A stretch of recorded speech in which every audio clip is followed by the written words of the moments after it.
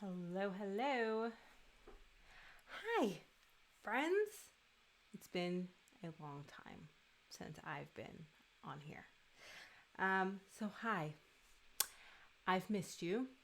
I've been I've been away for a while. 2 weeks ago, I was teaching a game studies course for Leyline. They do continued education courses for geek and gamer therapists. So I was teaching a class on video game effects. And then last week I was camping, which, if you can tell from my expression, that might give you a hint as to how it was. Actually, it wasn't that bad. It was interesting. I don't know if there's any campers here. I think my camping definition and other people's camping definitions might be a little different. I was on the Triceradoc stream this week, and GamerDoc kind of called me out and said my camping is more like glamping. But, I was not in a cabin or a hotel, so I'm not sure that counts as glamping. But we are going to talk about that later at the end of the hour. So how's everybody doing? How have you been over the last 2 weeks? There's been quite a few, gaming stories to discuss over the last couple weeks. I kept sending myself links every time I saw something, and I was like, oh, talk about this on the next stream. Oh, talk about this. And I sent myself 10 emails.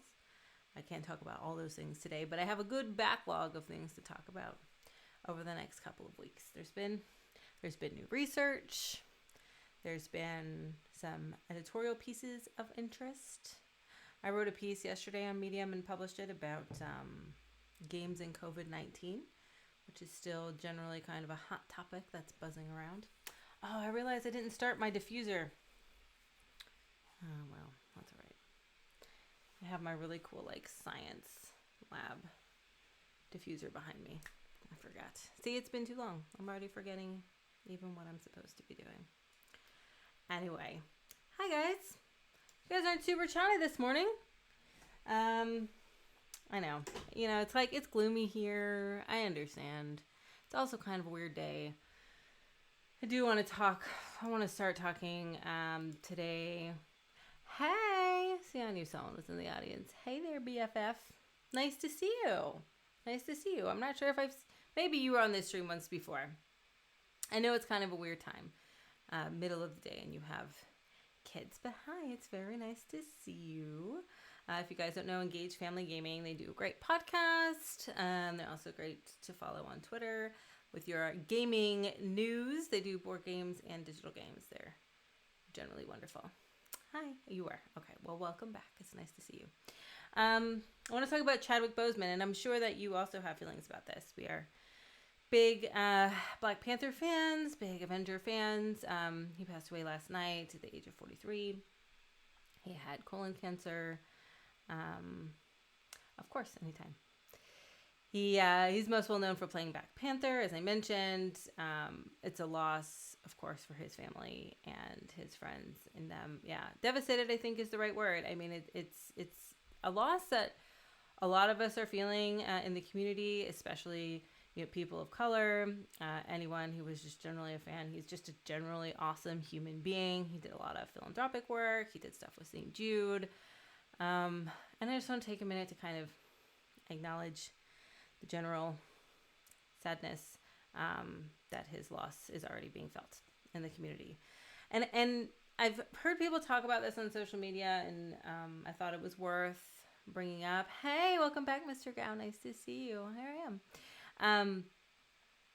It's worth bringing up this idea of fighting invisible battles because, not many people knew that Chadwick had colon cancer, and a lot of us fight invisible battles all the time.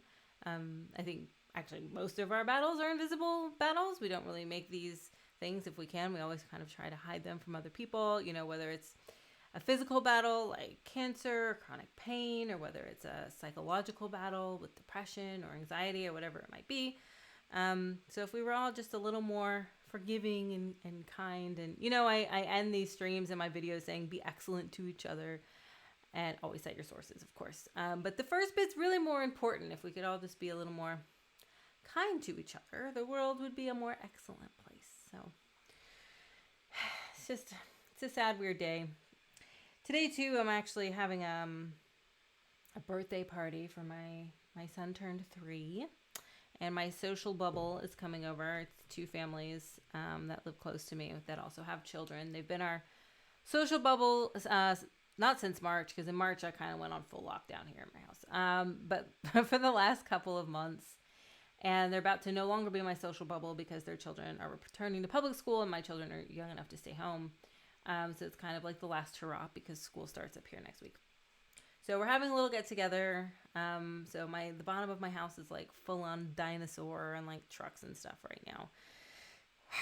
But then it's gloomy and there's news about Chadwick, and we're just going to try and, spend this hour together and make the best of what we have right here and right now, because that's all we can do.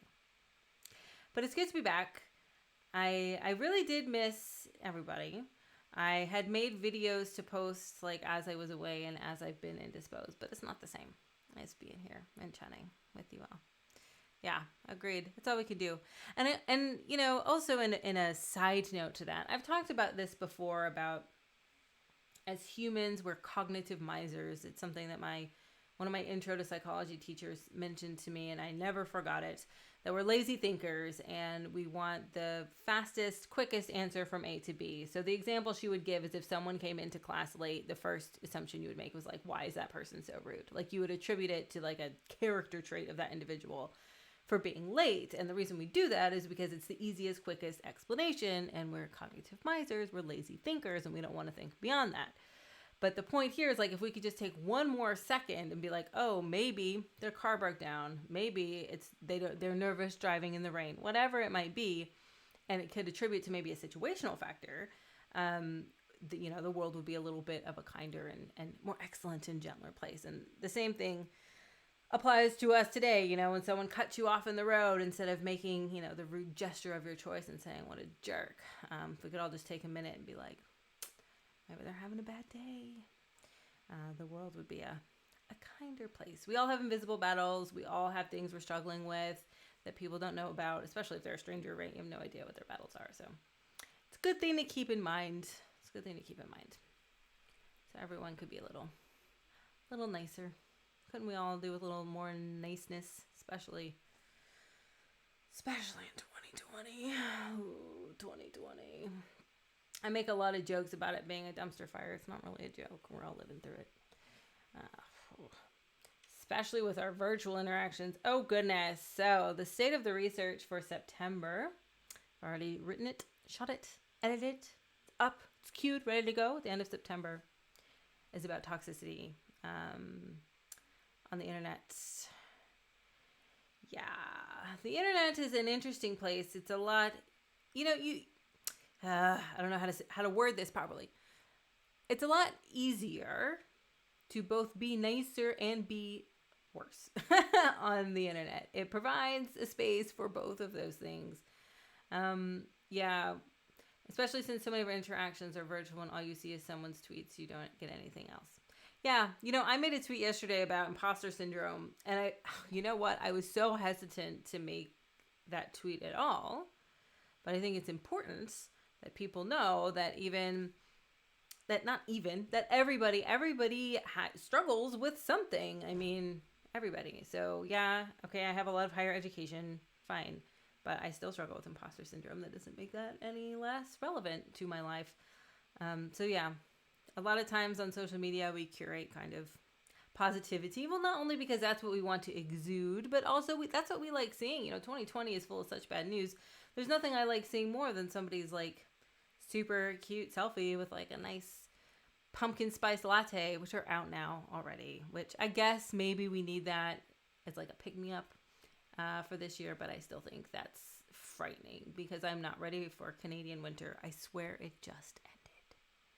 It's August. Pumpkin spice latte has no space in August.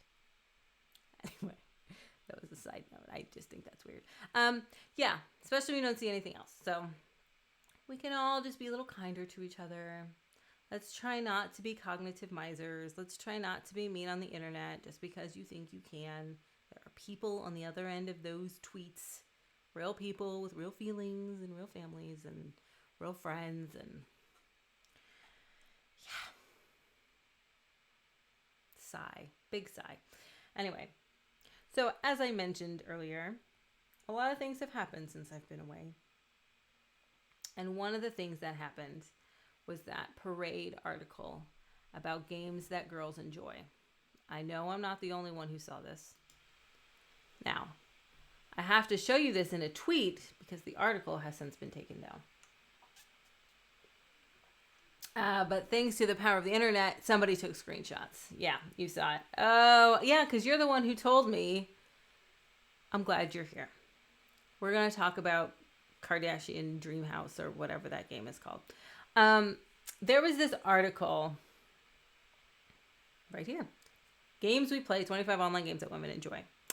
I did not take full screenshots of it, but I can tell you the games were mostly casual games. The Sims were on there. I don't know if I consider The Sims a casual game. That's a simulation game. I don't know. It's kind of a gray area.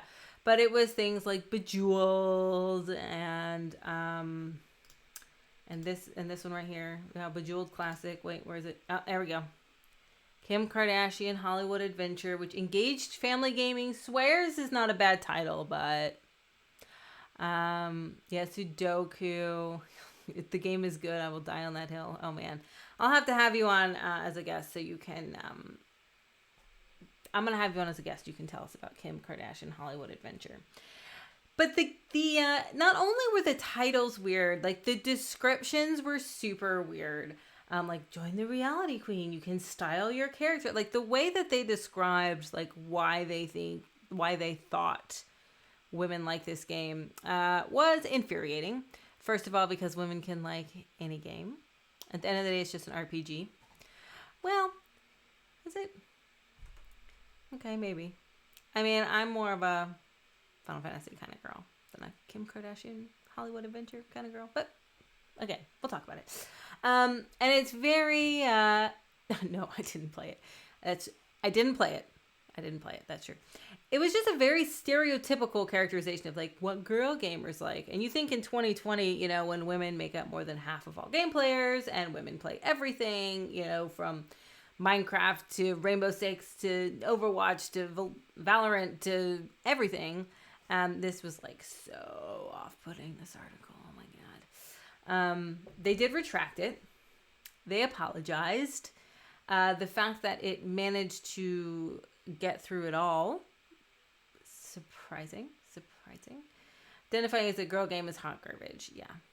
I don't know what like a girl game even is. Also, I will say that the thing I said in the preview and the thing that I pointed out when I was tweeting about it was this game, Band Dream Girls Band Party. Whatever. Never heard of it. It was on the list. I was more of a Green Day rock band kind of girl. Like, I don't need cute little anime characters to get into like a rock band. I mean, really, I'm more into like the men with eyeliner, grunge.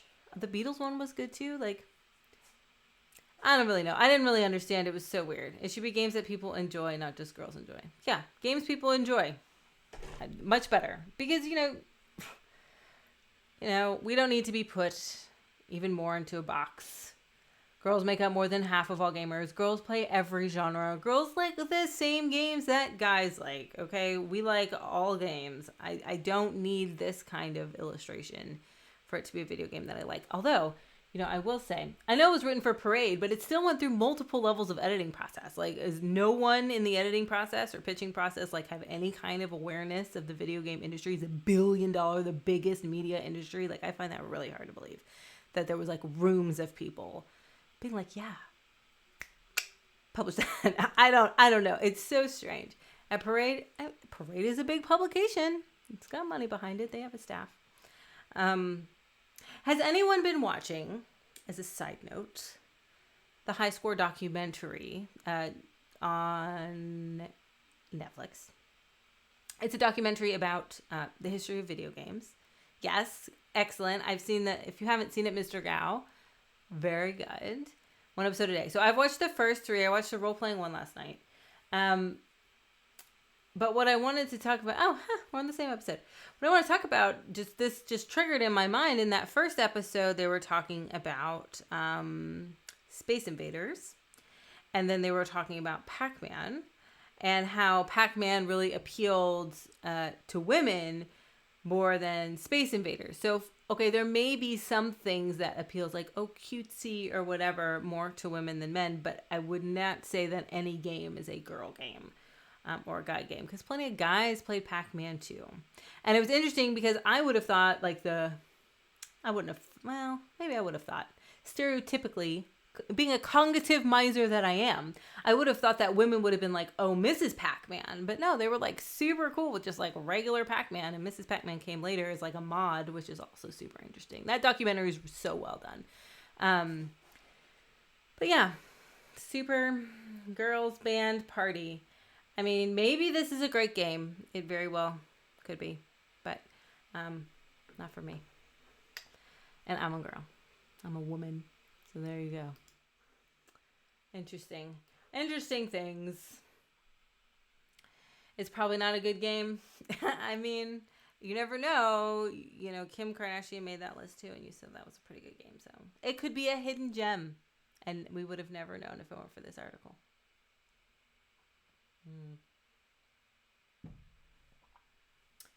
Oh man, I digress. Okay. So we're going to move into the science portion. I got a lot to say.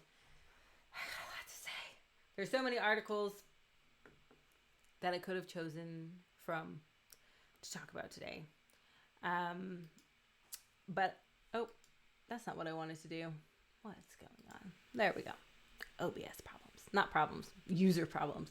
My husband says most issues are between the user and the keyboard, and that's really the case with me.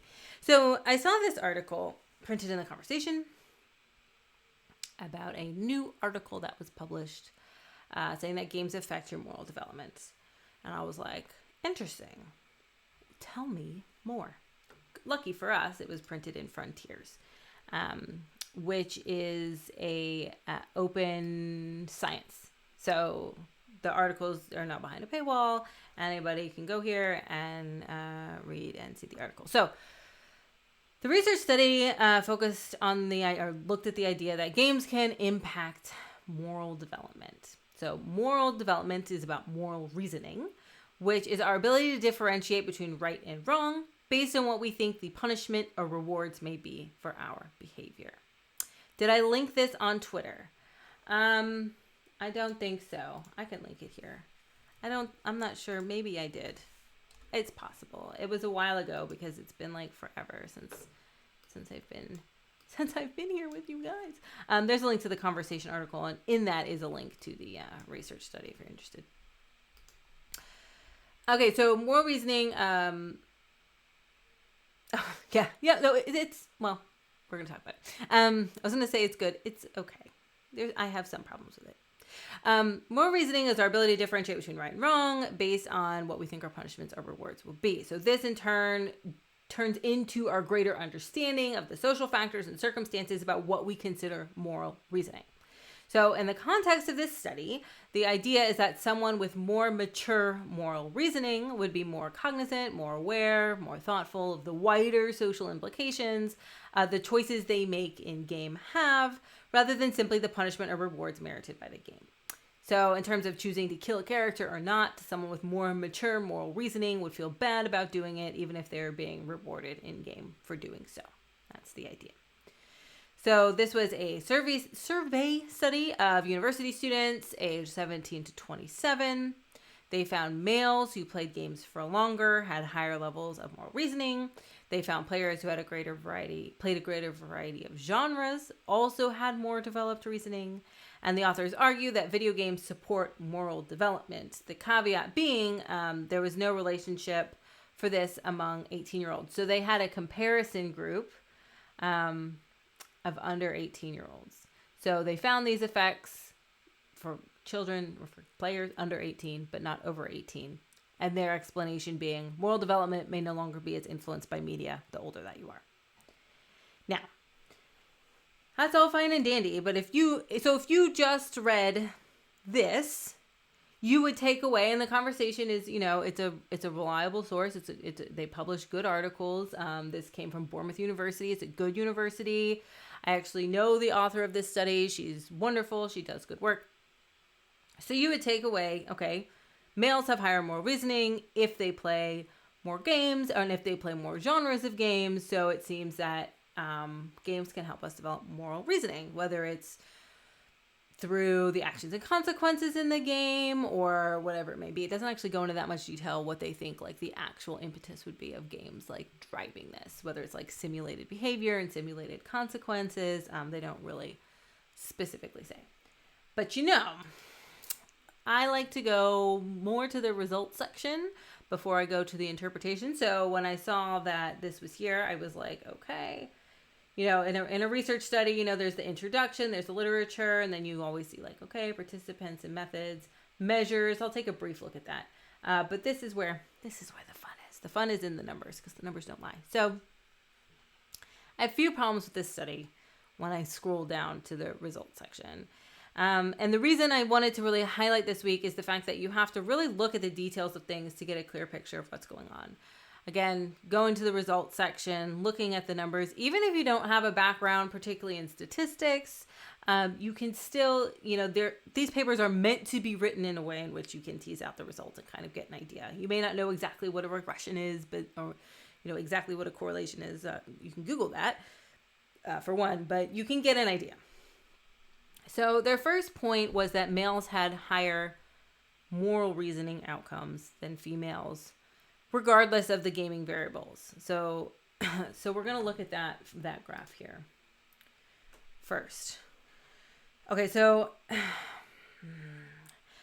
you may see where my size are coming from immediately. So on average, on their moral reasoning measure that they used, the men scored an average of 2.62, and the women scored an average of 2.47.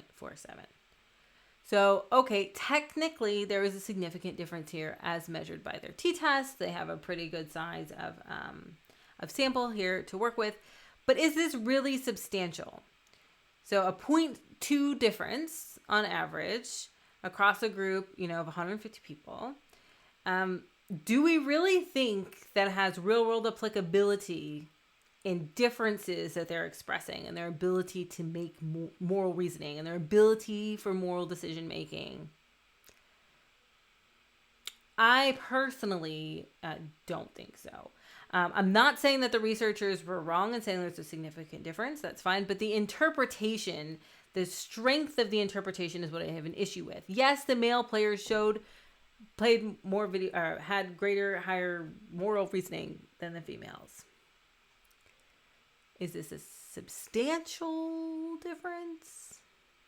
Like, what applicability does this have in the real world? I'm not sure. So that was my first kind of like, I don't know. And then we go to the regression.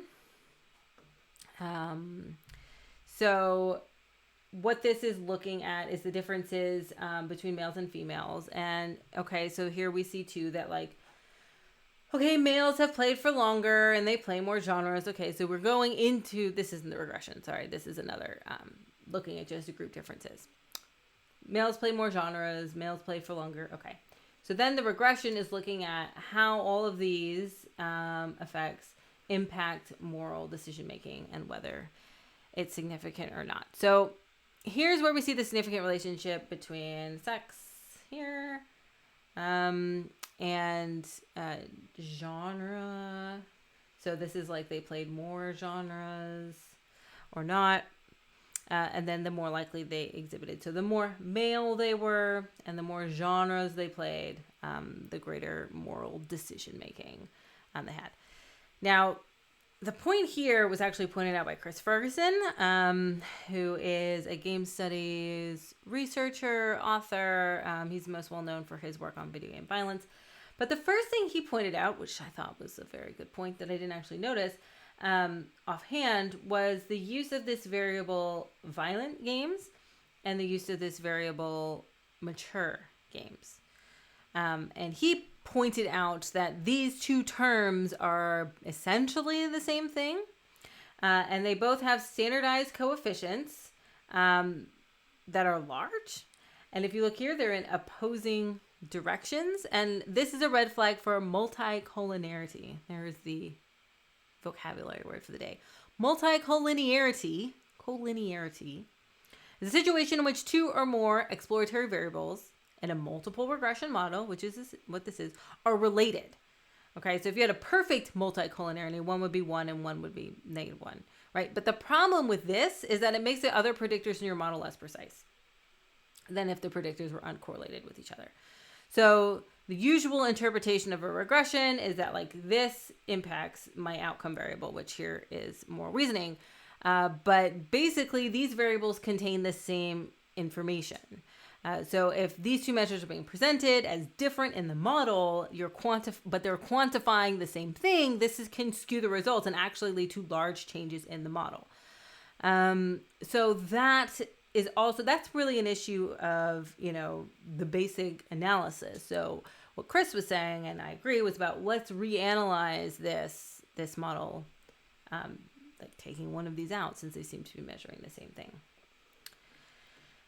So, in conclusion, this study, it's not a bad study. I think that there was something that went a little wonky in its original development and in its analysis that just didn't get caught in the peer review, which sometimes it doesn't. I mean, I've seen worse studies. It's not like the worst thing you've ever seen. But the idea here is that this is really an example of where things can go wrong from the very beginning.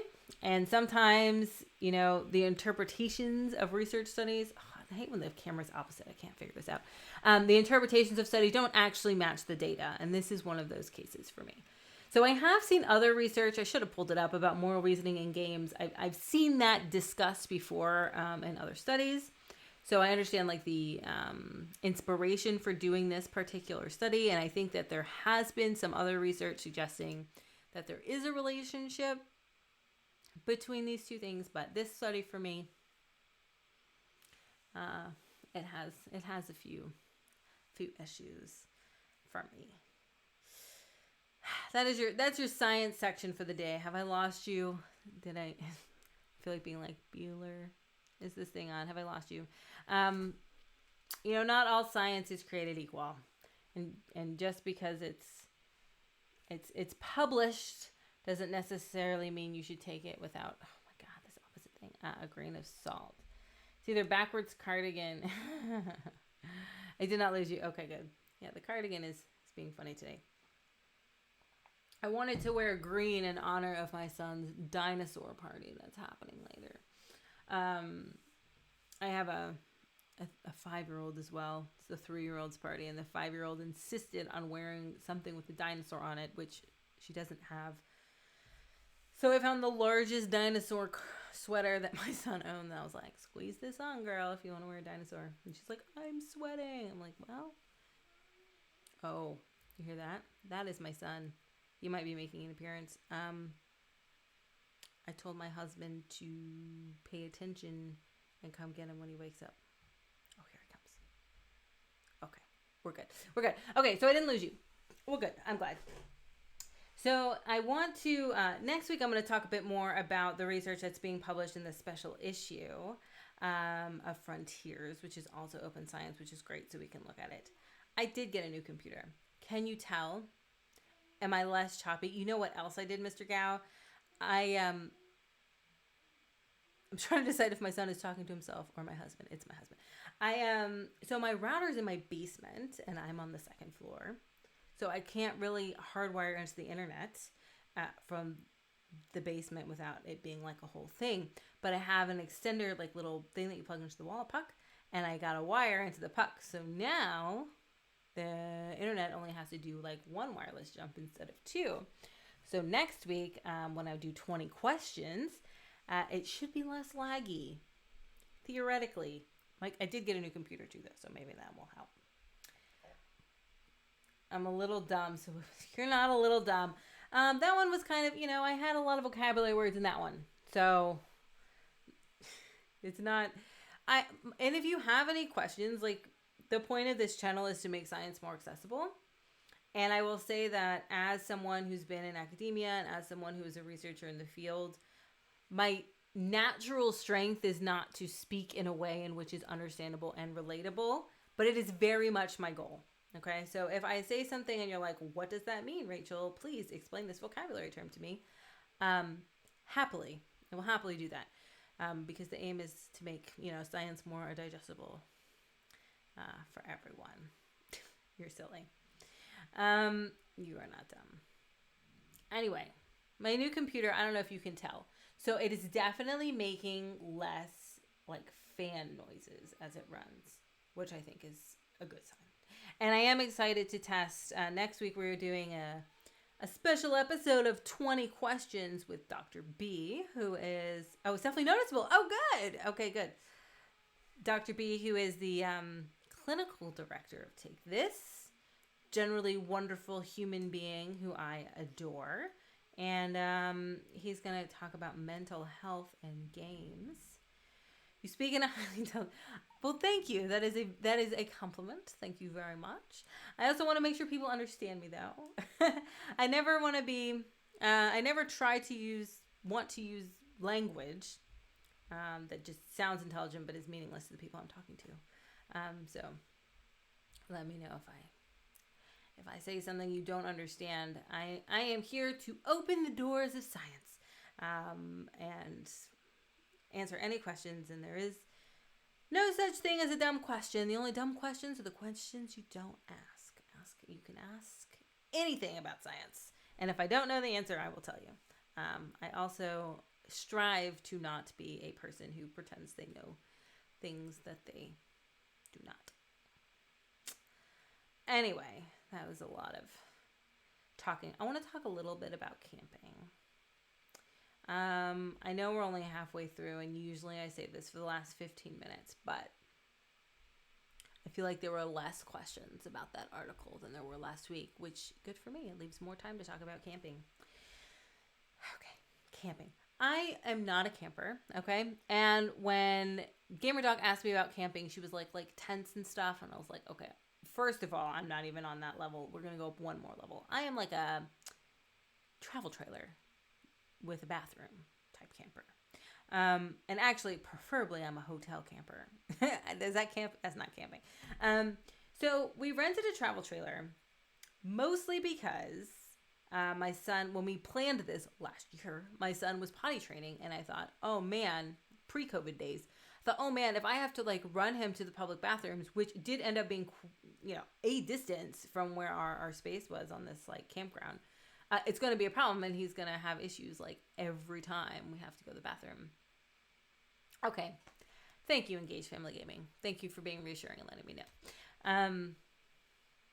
So fake camping. Listen, I wouldn't say it was fake. So we rented a travel trailer, and we have an electric car. And I kept saying to my dear husband, it was not glamping. Okay, we're getting to that. Okay, you can tell me if it was glamping or not. I think I also have a different definition of what glamping is. So I told my husband, I was like, we're not going to get there on a full charge. We need to plan the trip around a charging station because everything on the internet says that it's going to cut your range by half. So our car has a range of 520 kilometers. We're in Canada, it's kilometers. The campground was about 200 kilometers away. So he's like, well, even if it's 2 to 1, we'll have 100 kilometers to go. And I was like, well, you run the radio, you run the AC. Every time you accelerate, that all takes energy. And he's like, it'll be fine. So an hour into our 2.5 hour drive, and it is clear that we are not going to make it without, it was 4 to 1 on the energy ratio there. So thankfully, former Girl Scout, always prepared. I knew where the charging station was, and I was like, we're going to have to pull off to this charging station, but it's not a supercharger. It's just like a regular charger, and we have this big camper behind us. So the charging station was at a Fairmont hotel, which is a really nice hotel chain, right? We pull up, and now it's COVID times. And the lady, you should have known that. The lady came out with the mask and took our temperature, and we were like, we need the charger. And she was like, oh, are you a guest here? And I was like, I could be. No. I was like, no, we're not a guest here. But she was like, oh, I understand it's the only charging station around, and you'd be screwed if we didn't let you in to charge your car. So sure. So we go in, we have to park, we have to take the camper off the car. We have to pull the car in, we plug it in, realize it's not a supercharger, and we're going to have to sit there for 2 hours. Not only do I have to sit there for 2 hours, because it's COVID times, they said you have to sit in your car. So, which I also, again, understand, but in like the before days, it's like, okay, we could have gotten out. There was a marina. We could have, oh no. Okay. My husband may be listening to me, but listen, it's all the truth, okay? I can talk about the... Oh my God. Oh, that's my husband. That makes me laugh. And before COVID times, we could have walked around. We could have gone in the hotel. We could have got a cup of coffee. But we had to sit in the car, and we couldn't get out. So, sorry, that threw me off. So we had to, yes, okay, I'll comment on his comment. The reason that it used so much energy getting there was a big detour because there was a dump truck that hit the overpass, but in the weirdest way, it was, so a dump truck has like its dump thing on it, and it was like driving with it open, which I don't know how you could not notice. And he like hit an overpass with like his dump part of his dump truck open. I don't know. Super weird. And anyway, it caused a huge delay. So the trip already took longer than before. I digress. Yeah, you're definitely not supposed to do that. No, it was really weird. So we charged the car. We actually ended up breaking the rules and putting on our masks and getting out of the car and going to hang out in the camper while the car charged. Then we got back into the car, had to go, reattach. Yeah, the dump truck was going 100 kilometers an hour. Isn't that wild? Like, you think like the drag of like it being up would be noticeable. Anyway. Suboptimal. Both things, the dump truck and my situation, were suboptimal. By the time we get to the campsite, thank you, Mr. Gao. Are you listening, Rex Mac? I'm probably right. He knows that. He is my husband. He knows I'm more often than not right. It's my birthday soon. He has to agree to that, right? It's like nice birthday husband things to do. So we get to the campground, and it's raining. Also suboptimal, because there's not too many things you can do in a rainy campground. Aw, thanks, husband. So we get there at like 5:30, and my kids are starving and exhausted. And we get there, and now the highlights of that night was that it was raining. And I don't know if you guys have ever slept in a travel trailer with the sound of the rain. That's really nice. So we did have that the first night. The second day was good. There was a big playground. My children haven't been on a playground since last summer because like COVID, and I'm not about being around a playground with like a bunch of strangers. But at the campground in the morning, like nobody was there, and they had like a hand sanitizer thing, and my kids are old enough that they don't put their hands in their mouth. So we went to the playground and they'd sanitize, and they would play and they'd sanitize. So they were having like time of their life. My husband, on the other hand, who I hope is still in chat, did not have as good of a second day. Because I don't know, I thought he drank too much, but it turns out all of the witnesses say that's not true. Something happened. He caught some kind of bug. I don't know. But he was like out like the whole day. I was like hand feeding him like pancakes, like it was bad. So the second day it was just me and the kids at the playground. And then the third day was fun.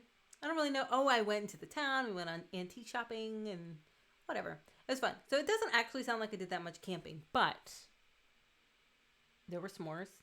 And I feel like that's really the baseline of whether it's camping or not. There were s'mores. And there were tents. I wasn't in them. Well, that's not true. There was a big tent where we put the picnic tables and we all ate together. I was in a tent. And there were s'mores. Is that camping? I think that's camping.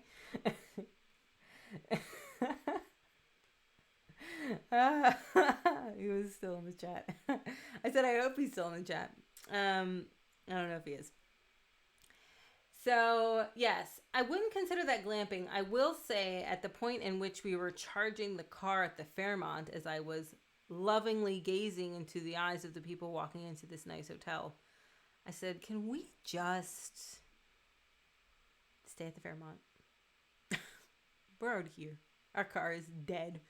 Could we? We did not, though. We did not.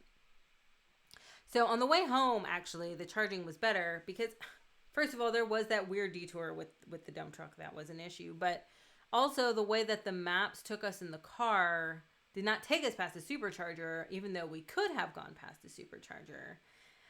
So on the way back, we planned out towards the supercharger. But this also meant we ended up going down a series of unpaved roads. Was a bit spooky. It was a little in a horror film. I saw a woman like walking a calf on like a rope leash, and like every turn was just another unpaved road.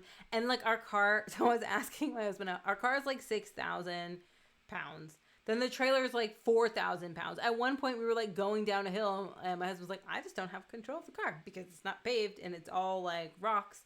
And we were going down those roads for 20 kilometers an hour for like an hour. And I was like, are we going to run out of charge again? We did not. That one, it was a lot better coming back, but camping is different from person to person. I mean, I like camping in a cabin. Up here in Canada, a lot of people have their cabins. I don't have one. But a lot of people go to, their cabins on the weekend or whatever. That's my kind of camping. I don't like having to pull my trailer behind my car. Like, it was okay. Actually, the trailer was really, really nice, and I would do it again. But it is, like, stressful to take it off and put it on and, not jackknife it when you're trying to make a 3-point turn, which my husband was excellent at. If you're watching, I'll give you props for that. So, I don't know. I think that next time we go camping, I want to go to like a KOA and just stay in a cabin, right? I don't know. My neighbors, they are true Canadians, very into camping, and like have all the tents and all the lanterns and like all the stuff that you need. And it's like, for me to, first of all, to like purchase all of that stuff would be incredibly expensive. They've clearly accumulated that over their lifetime of camping experiences. It wasn't too expensive to rent the trailer. But I mean, like, the first day it was raining. How miserable does it sound? Like, what, doesn't your tent get wet? Like, doesn't the ground get wet? And like, how do you even get dressed in a tent? That was my other thing. Like, not comfortably. Like, clearly you can do it, but I don't know. I don't know if camping's my thing. My kids had a wonderful time. And I think that next time, we'll go to a cabin, maybe. I don't know. Mr. Gow, do you like camping? Are you like a tent, like on the ground with like just like a hunting knife and a sleeping bag kind of camping? I mean, I know it is different person to person. I will say on that campground, some people had tents. Some people had these really cool things that they put on top of their Jeeps. Like, there were Jeeps and it was like a little tent that went on top of the Jeep. And I guess you like climb through the sunroof to like get to like the little sleeping pod that's up there. And then there were like giant, like at least $100,000, if not more, RVs. And I guess they like buy the plot permanently. So they like put in a deck and like a barbecue, like this whole thing. And my neighbors were saying like, oh yeah, people do that. And then they come here like all summer, or they come here every weekend, or, they rent it out. There was a wide range of campers there. I camped in a tent, not for me. Too many bugs. Also not a fan of bugs. I will say I was in a private park, so they sprayed for mosquitoes, thank God, or I would just be like one big mosquito bite right now. So there weren't any mosquitoes. Yeah, and the ground is hard, and honestly, I'm 37. I'm not sure I'll get up off the ground if I sleep on the ground all night. I think 37 is a cutting off point for being able to sleep on the ground, personally. The bed in the camper was very comfortable. Yeah. Oh, also, so there was a shower in the camper too. We didn't use it because we were told you can roll your eyes all you want. I'm not sleeping on the floor. Yeah, well, my back doesn't feel that young. There was supposed to be like a little water heater so the water would be warm, but the water didn't get warm. So I was like, oh, we can like rinse the kids off at night, but the water was like ice cold. But because of COVID, like all of the showers and everything were already closed on the campgrounds too. So I was like, oh, well, good thing we have our own like bathroom, and you had to like wear a mask every time you went into the bathroom, and it was like a whole thing. So it was really nice actually having our own bathroom. And I think that if I go camping again, like the base level is really travel trailer with a bathroom, but like optimal level is like in a cabin with indoor plumbing, I'm gonna say. But that's just me. I mean, I'm really like a hotel type person. Some people really love camping and really thrive on it. Like my neighbors, they love it. They've gone, I don't know, 5-6 times this summer, and that's great. And it's just not for me. Just not for me. More of a hotel kind of. I mean, I haven't gone on too many vacations with my children, but pre-children, my vacations were very much like Las Vegas. We went to Las Vegas like every single year, my husband and I, since we turned 21. Every single year we'd go once until we had children, and then we haven't been since. But you know, nice hotel, nice food, entertainment. I'd rather do that than sleep on the ground and not be able to get up. You'd prefer a cabin as well? Yeah. And my kids, I mean, they're 5 and 3, so I couldn't do too much like water sports, and like the pool was closed, and like things are weird in the COVID times. I'm glad we did it. It was nice to disconnect. It was nice not to check email. I mean, actually, it was really nice not to check email. It was really terrible coming back to the inbox that I returned to. Because you don't realize, or I did not realize, how many emails I like blindly delete or just like quickly respond to and let go in the middle of the day and not reading them for like 4 days. That was something else to come back to. That's the opposite of a vacation. You take a vacation to relieve stress, and then you come back to that inbox and it's like, oh my God. I would like it if the Fire Nation would stop attacking. I don't know what that means. Are you talking about Fire Ant Nation? Are we still talking about camping? So yeah. Oh, that's what you have named COVID. COVID is interesting. You know, school starts next week here. Oh, I didn't know that. I'm clearly behind on the times. Yeah. COVID is doing better. The COVID situation is better in Canada, it seems, than it is south of the border. Seems to be a bit of a nightmare down there. Our border is closed, so try to prevent the transfer of the nightmare. But all we can do is stay away from each other. That's all we can do is stay away from each other and try to keep our distance and wear a mask. I will say in Canada, I've been very impressed. Everybody wears a mask. Nobody questions it. Everybody wears it. Everyone stays 6 feet apart. Very respectful. It's very nice. But there's only so much you can do. I think like when you start to put kids in schools, I know in the States already, some schools have opened and then since closed because there's been issues because obviously you can only keep them so far apart in a closed building with shared air filtration systems. It's difficult. If we would have all just stayed home the first 2 weeks instead of not, maybe this would have been in a better situation. But here we are, months later, still suffering the consequences. And obviously, like mental health challenges have been through the roof, not just for adults who have maybe lost their jobs or lost financial security, also losing friends and family members, children.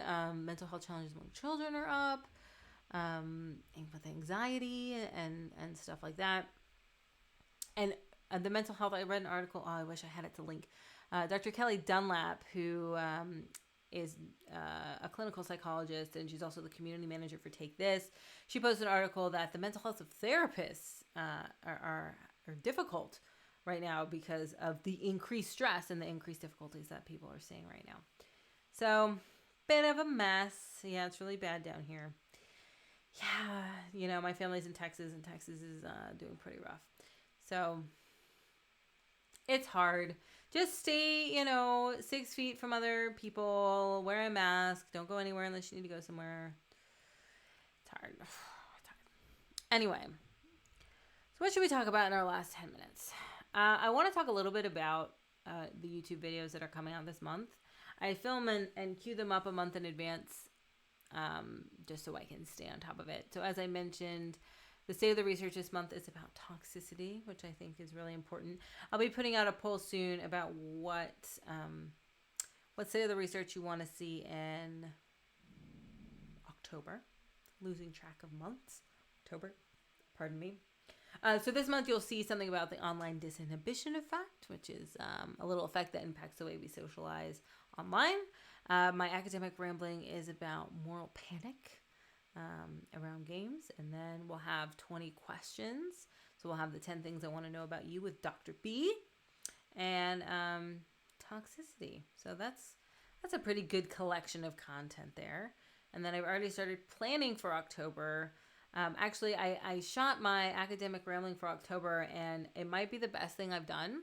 And I really just wanted to release it immediately, but I have a schedule, and I'm going to try to stick to it. But in October, I shot and recorded a video about how to find a good, reliable source of information on the internet, which I think is really, it's science literacy 101.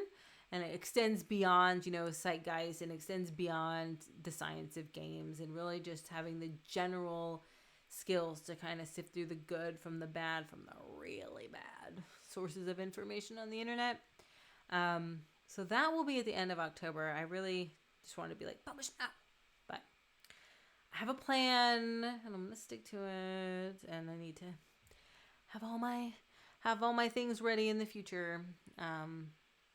So yeah, because, I'm sure that around Christmas time, it'll be harder and harder to find time, especially with my children not going back to school and my own work ramping up. I'm actually doing an interview for a job next week, which is very exciting. But that's all I can say about that. I can say it's exciting. But it would also be taking some time away from the time I currently have. So the more videos I can queue up, the better. But if you have any suggestions about what you'd like for State of the Research, please let me know, because Twitter only lets me do 4 options. I was thinking of making the 4th option just like something else. Comment below instead of giving 4 choices to pick from. Like, I think usually it's been, well, you pick Psychology of Final Fantasy for the first one and Toxicity for the second one, but I feel like both times the other 3 options were aggression and violence, addiction, and loot boxes. So maybe something else, maybe like social outcomes, or I think addiction is still a pertinent thing to talk about, with especially in times of COVID-19, a little flip-flop we've seen from the way it's classified and the way it's discussed in the media. But you let me know. Is there something else that you're interested in talking about? Is there another like game studies topic? Maybe moral development. Maybe I should do a little deep dive into that research, since I was talking about it today in our little focus. I would also say there are quite a few good articles coming out now. Let me see if I can get you a link from the Frontiers and Psychology. I'm doing a special issue on digital games and mental health. So all of the articles are open science, so you can read them all. There are 3 now. I talked about one, problematic use among adolescents. That was the first one that I talked about on the first stream I did. So here's a link to the collection. But there are now 2 other articles that have come out, if you're interested in learning. The first one is about mental illness and identification, and the second one is playing World of Warcraft, loneliness and well-being. So a couple things to keep you busy if you're interested in learning more about mental health and games. I really love it when it's open science. I know it does cost money to publish on these places, which is like kind of another source of debate in the research community, but it's nice to be able to read something in its entirety without having to go through a paywall. I have a weird question. Is research in games influenced by release patterns, like the new expansion for WoW is coming? Some. I wouldn't say as a whole. As a whole, I would not say research is influenced. But like Animal Crossing, there's a whole, like, Animal Crossing was such a phenomenon. It just really came out right place, right time, right game. And like loading, so the word loading in 3 dots, that's a name of a journal that publishes game studies. They've dedicated a whole special issue just to research on Animal Crossing. So in that sense, yes. But generally speaking, not so much. That is very possible. Does that mean there will be more research into MMOs? Because it's possible.